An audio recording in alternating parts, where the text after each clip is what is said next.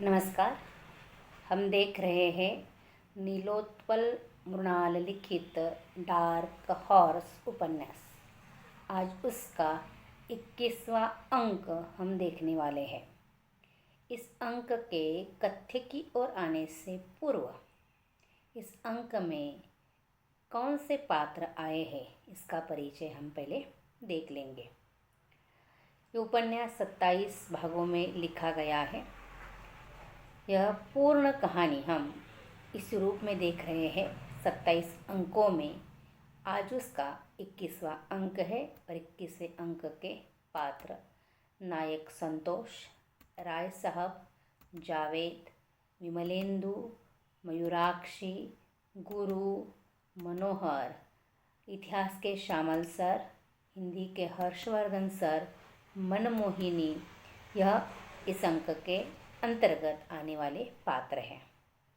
अतः हमने 20 अंक तक यह देखा था कि संतोष दिल्ली में पहुंचा है, अध्ययन के लिए उसने प्रारंभ किया है, पीटी की परीक्षा हो गई है, पीटी का अब रिज़ल्ट निकल आया है। इस रिज़ल्ट का परिणाम क्या हुआ है इसका परिचय इस 21वें अंक में दिया है। 20 अंक हमने पूर्णतः परिपूर्ण रूप में देखे हैं। वह सारे अंक आप देखने का प्रयास कीजिए तो निश्चित रूप से आपको डार्क हॉर्स इस उपन्यास की कहानी या कथ्य समझ में आ जाएगा।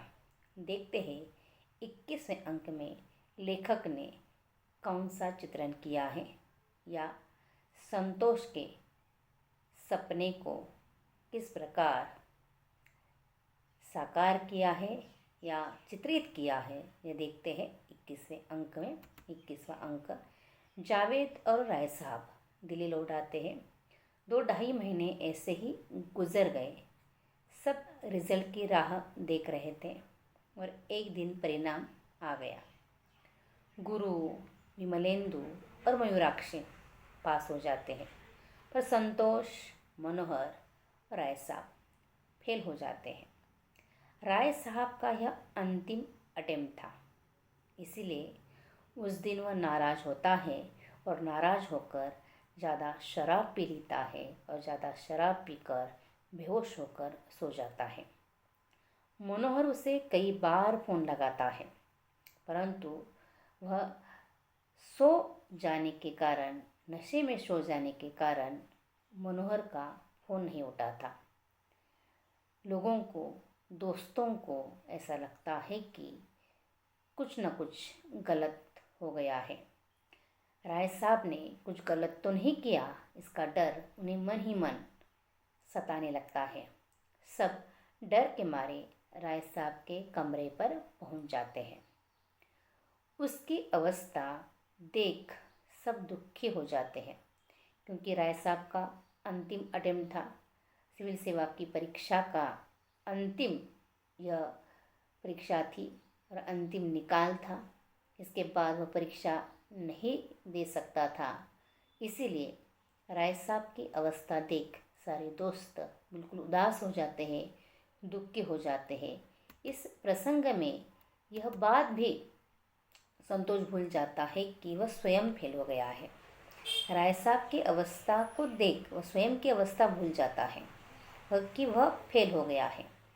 राय साहब ठीक हो जाने पर सब अपने अपने कमरे पर वापस जाते हैं। वापस अपने कमरे पर चले जाने के बाद तब संतोष को एहसास होता है कि वह फेल हो गया है। उसने यह पहली परीक्षा दी थी और पहली परीक्षा में फेल हो गया था।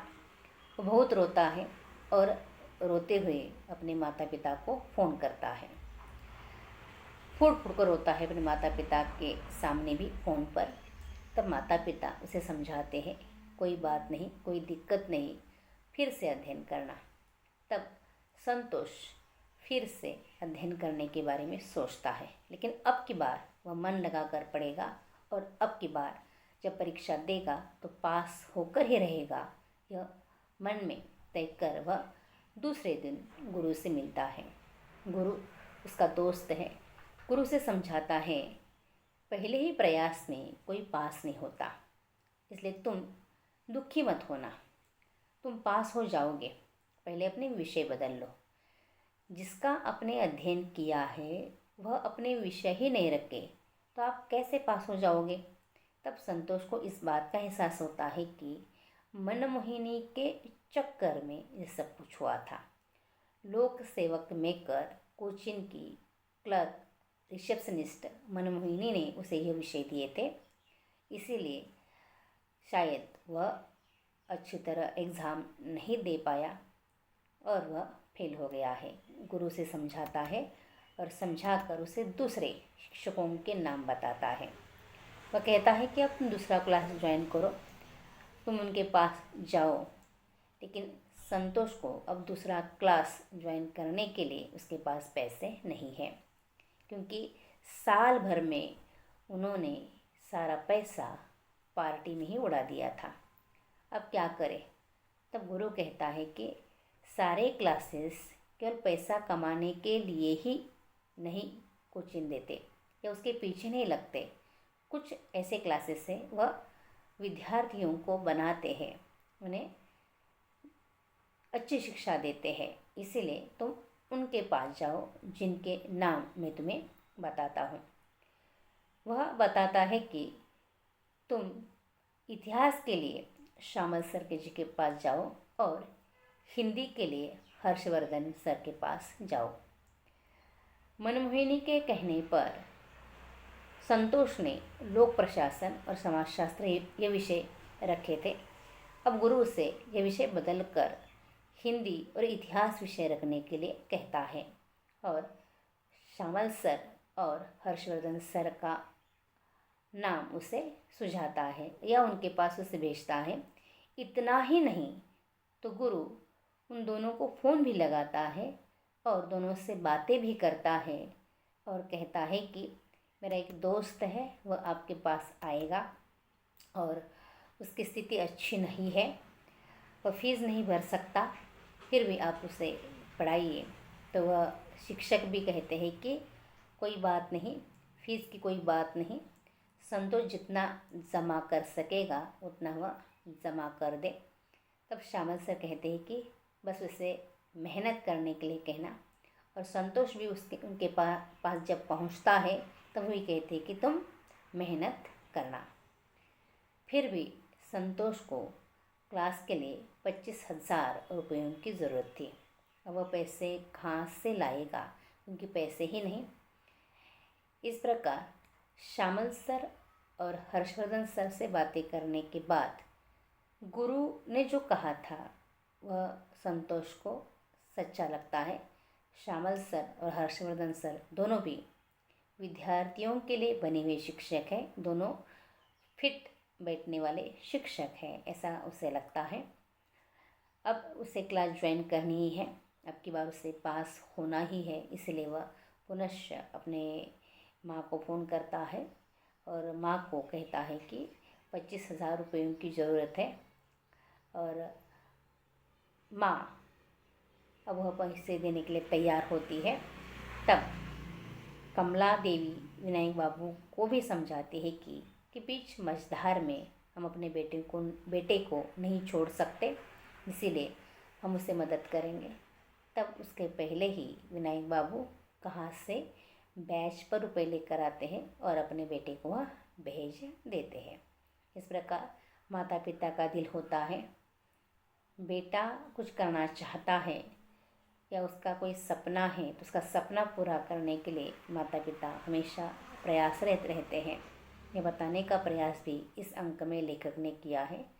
संतोष पहले एग्ज़ाम में फेल हो जाता है, वो उदास हो जाता है, फिर भी माता पिता उसे समझाते हैं और पुनः उसे मदद करते हैं, परिस्थिति न होते हुए भी उसे मदद करते हैं। इस प्रकार इस अंक में सिविल सेवा परीक्षा का परिणाम निकल आया है।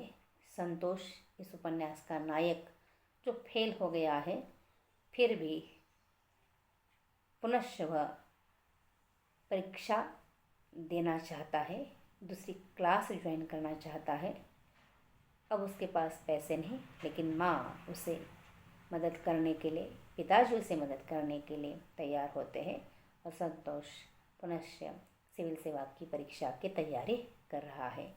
यह अंक समाप्त होता है। आपने ध्यान से सुना, धन्यवाद।